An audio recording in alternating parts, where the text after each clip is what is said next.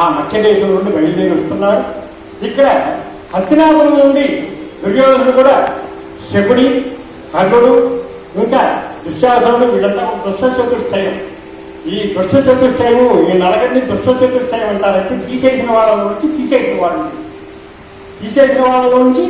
నుంచి కూడా తీసేసినటువంటి వాడు ఈ దుష్ట చతుష్టయం. మరి దుర్మార్గమైనటువంటి బుద్ధి వీళ్ళంతా కూడా. అలాంటి వారి ప్రేరణ చేత శ్రీకృష్ణుడు నీ కూడా బంధువే కదా అనుడా దుర్యోధన వెళ్ళి ఆ యొక్క శ్రీకృష్ణుడిని ముందుగానే వెళ్ళి కోరుకున్నామంటే ఏదో కొంత సైన్యం నీకు ఇస్తాను. ఆ విధంగా కొంత సైన్యం సమకూర్చుకోవచ్చు. వెళ్ళమంటే మానధనుడు ఒప్పుకోలేదు. అయినా శకుని యొక్క ప్రేరణ చేత బయలుదేరి హస్తినాపురం నుండి ద్వారకానగరములకు వస్తున్నారు. అయ్యా, ద్వారకానగరము సముద్రంలో నిర్మింపబడింది. ఎవరు నిర్మించారయ్యా ద్వారకానగరాన్ని? ఇప్పుడు లేదండి ఆ ద్వారకానగరం. ఇప్పుడున్న ద్వారకానగరం లేదు. ఆ యొక్క ద్వాపరయుగంలో యుగాంతంలో ద్వారకానగరం మునిగిపోయింది. అది అడుగు భాగంలో ఉన్నది. 12 యోజనాల వెడల్పు, 12 యోజనాలు పొడవు. అలాంటి సత్సరమైనటువంటి ద్వారకానగరం అది సామాన్యమైనది కాదండి. అలాంటి నగరములకు బయలుదేరి వస్తున్నాడు హస్తినాపురం నుండి దుర్యోధనుడు. అలా చేరుకోవడానికి బయలుదేరి వస్తుండగా తనకు అహితుడైనటువంటి దుర్యోధనుడు వస్తున్నాడు. తన ప్రాణసముడైనటువంటి ప్రాణమిత్రుడైనటువంటి అర్జునుడు వస్తున్నాడు ఉపప్లాట్యం నుండి. ఇద్దరి యొక్క ఆగమనాన్ని గుర్తించాడు పరమాత్మ అయినటువంటి శ్రీకృష్ణ భగవాన్. అలా సర్వజగన్నాథ సూత్రధారి మహానుభావుడు కదా ఆయన. గ్రహించి ఉదయములని సత్యభామాతో పాటిలాడుతున్నాడు. ఈ ఇద్దరి యొక్క ఆగమనాన్ని గుర్తించినటువంటి ఆ స్వామివారు సర్వాంతర్యాన్ని దేవి, నాకెందుకో ఉదయములని నిద్ర వస్తుంది, నేను శయ్యామందిలో ఉంటాను, నా కోసం ఎవరైనా వస్తే అక్కడికి రమ్మని చెప్పండి అని చెప్పి సేవకులకు ఆజ్ఞాపించి శయ్యామందిరం చేరుకున్నాడు. ఆ యొక్క స్వామివారు చేరుకుని పాదముల చెంత ఒక ఆసనం, శిరము చెంత ఒక ఆసనం నియమించి మరి ఆ వైకుంఠంలో ఆదిశేషులపై శయనించేటటువంటి ఆ వైకుంఠవాసుడు ఎలా ఉంటాడో తద్విధంగా కపటి నిద్రను అభినయిస్తూ శ్రీకృష్ణ భగవానుడు అలా వేచి ఉన్నాడు. ఇంతలో దుర్యోధనుడు ముందుగానే చేరుకున్నాడండి ద్వారకానగరం. చేరుకోగానే స్వాగతం పలికారు అక్కడ ఉన్నటువంటి సేవకులంతా కూడా. స్వామివారు శ్రీకృష్ణ భగవానుడు శయ్యామందిరంలో ఉన్నాడనే కానీ సాయం అందించి వచ్చింది కదా, వెళ్తానని చెప్పి శయ్యామందిరాన్ని చేరుకున్నాడు. చేరుకుంటే ఆనందంగా నిద్రపోతున్నాడు, చిరునవ్వులు చింతిస్తున్నాడు. ఆ చిరిపించబోదు ఆ నందనందనుడు యశోదానందనుడు ఆ శ్రీకృష్ణ భగవానుడు అలా చిరునవ్వులు చింతిస్తూ కపటనిద్రను అనుభవిస్తున్నాడు. వెంటనే ఆవుమందలతో అడిగి నిద్రించుతుండేనా లేక కపట నిద్రయ్యా, అయినను వేచి ఉండక తప్పదు కదా అని చెప్పి వెళ్ళి ఆ పాదముల చెంత ఉన్నటువంటి ఆసనంపై కూర్చున్నాడు. అవునా దుర్యోధన, నా పాదముల చెంత కూర్చున్నాడు, నా పాదములు ఆశ్రయించినటువంటి వాడిని తప్పకుండా రక్షించాలి. అయినా నువ్వు మానధరుడు కదా, ఎలా ఉంటావు చూద్దామని చెప్పి ఎడమ కాలు తీసి ఆ దుర్యోధనుడికి చీకంటూ వేశాడు. అభిమానధరుడై నవరత్నగతిత కిరీటధారిణై 14 హోమహండములు ఒక్క పెట్టున వచ్చిన ఒకటి విప్పదాలు బట్టి నూపుల సహోదరులకు అగ్రజుడనై అఖిల మహారులకు అధినేతనై నవకండనాధిపతినై మానధనుడైనటువంటి నేను ఈ గొల్లవారి కాలకన్నా నా కూర్చుని వచ్చి ఇంకెప్పి లేచి పై కూర్చున్నాడు. అదే రాని తగిన స్థానం అనుకున్నాడు స్వామివారు. ఇంతలో అర్జునుడు ద్వారకానగరమును ప్రవేశిస్తున్నారు. అల్లంత దూరంలో ఉన్నటువంటి ఆ యొక్క ద్వారకానగరమును చూచి అదిగో ద్వారక అల్లమందలదిగో అన్నందు కోరాడు అయ్యదియే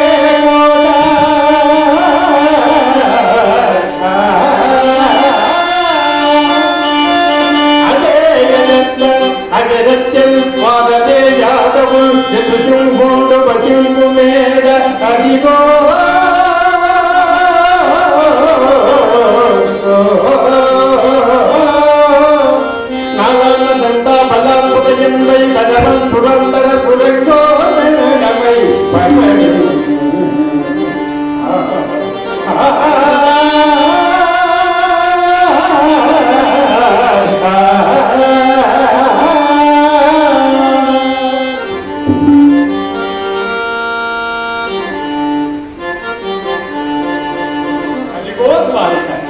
ఆలనందలనిగో ఆ యదుబాలుడు, ఆ యదువీరుడు, ఆహా ఆ యదుశృంగుడు వసించేటటువంటి ఆ మేడ, ఆ బంగారు శిఖరంలో కనిపిస్తూ ఉన్నాయి అని చెప్పి ఉప్పొంగినటువంటి హృదయంతో భక్తి పారవశ్యంతో కృష్ణ కృష్ణ కృష్ణ కృష్ణ కృష్ణ కృష్ణ అంటూ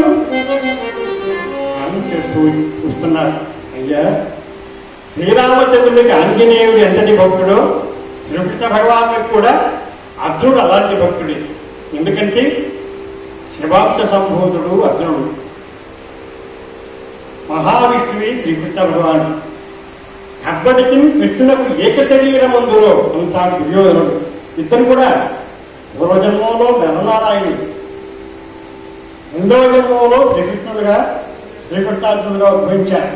అలాంటి ఆ అర్జునుడు బయలుదేరి ద్వారకా నగరంలో ప్రవేశించగాని అక్కడ ఉన్నటువంటి సేవకులంతా కూడా, అయ్యా అర్జున, మహానుభావ పద్మన, మీ బావగారు శయ్యామందిరంలో ఉన్నాడని చెప్పగాని కృష్ణ కృష్ణ కృష్ణ కృష్ణ కృష్ణ కృష్ణ అంటూ బయలుదేరి వెళ్ళాడు. అక్కడ చూస్తే దుర్యోధనుడు తనకన్నా ముందుగానే కూర్చుని ఉన్నాడు. అవురా, ఈ కురుకుల సార్వభౌముడు నాకన్నా ముందుగానే కూర్చుని ఉన్నాడేంటి? శ్రీకృష్ణుడు పాండవ పక్షపాతి అని తెలియడు కాబోదు, కాదు కాదు ధర్మపక్షపాతి అని సొంతైనది ఎరుగుడు కాబోదు అని మనస్సులో అనుకుంటూ ఆ కృష్ణనామాన్ని జపిస్తూ వస్తుంటే దుర్యోధనుడు, అవురా వేడి రూపం పోయినా ఆడవాళ్ళకి మాత్రం పోలేదు అని మనస్సులో అలా అపహాస్యం చేస్తున్నాడు అర్జునుడిని. వెంటనే నేరుగా వెళ్ళాడు. వెళ్ళి పాదపద్మాలకు నమస్కారం చేశాడు. కృష్ణ భగవాన్ యొక్క పాదపద్మాలకు నమస్కరించి ఇలా ప్రార్థన చేస్తాడు. స్వామివారిని కడములు ముగిలించి కూర్చోలేదండి, కూర్చోకుండా నిమేలికనేతుడై ప్రార్థన చేస్తున్నాడు. త్వమేవ శరణం త్వమేవ శరణం కమలోధరసి జగన్నాథ, త్వమేవ శరణం త్వమేవ శరణం కమలోధరసి జగన్నాథ, త్వమేవ శరణం త్వమేవ శరణం.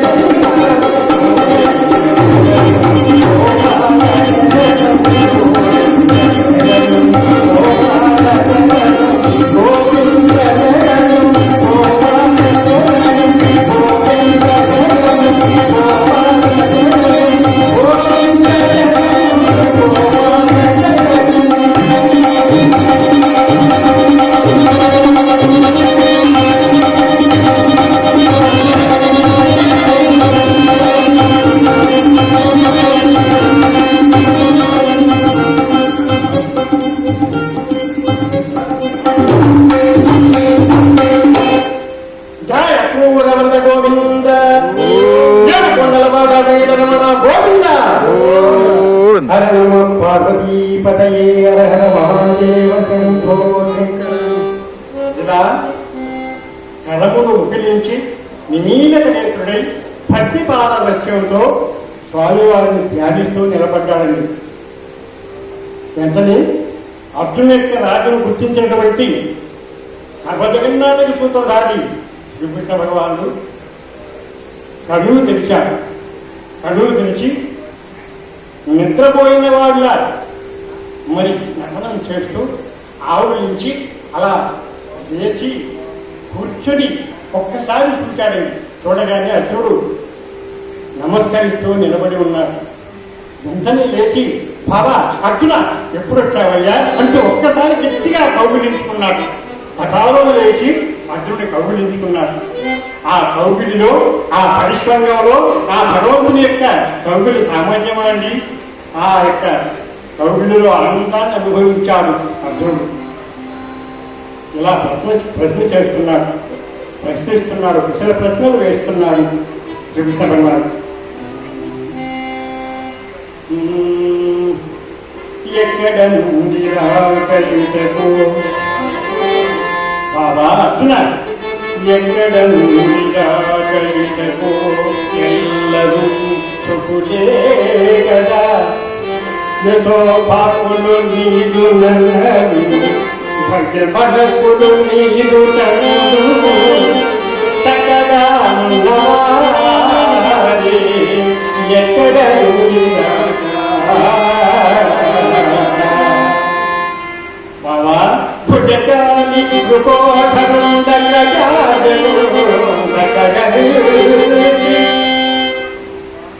అర్జున పుట్టచాలి కోఠరం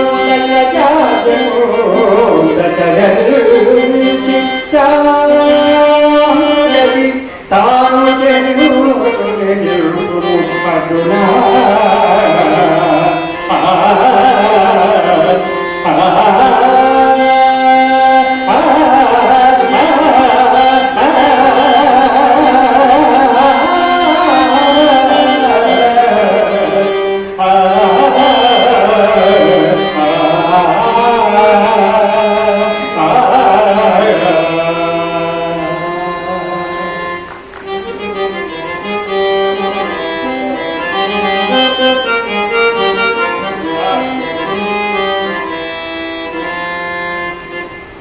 పిల్లలు రావడం అంటారు.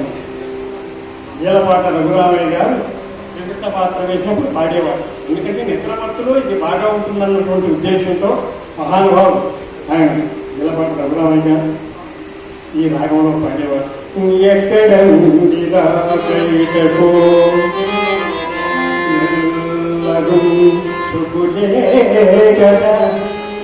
యశోపాకులు నీదు నన్నను భగవకులు నీదు తమ్ముడు చక్కగా ఉన్నవారే ఎక్కడ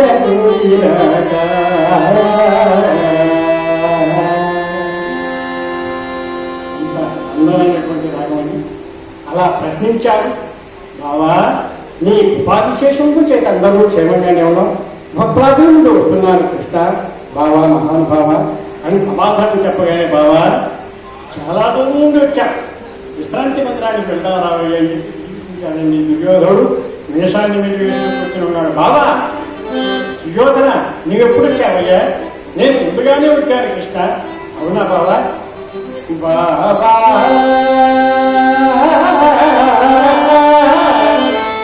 బాబా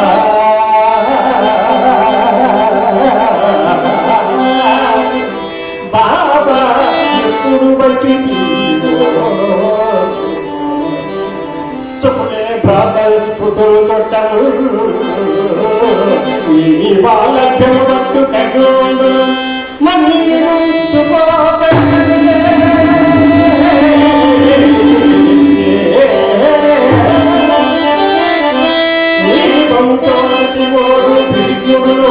నీ పంచోటి కోరు భీముడు నీవే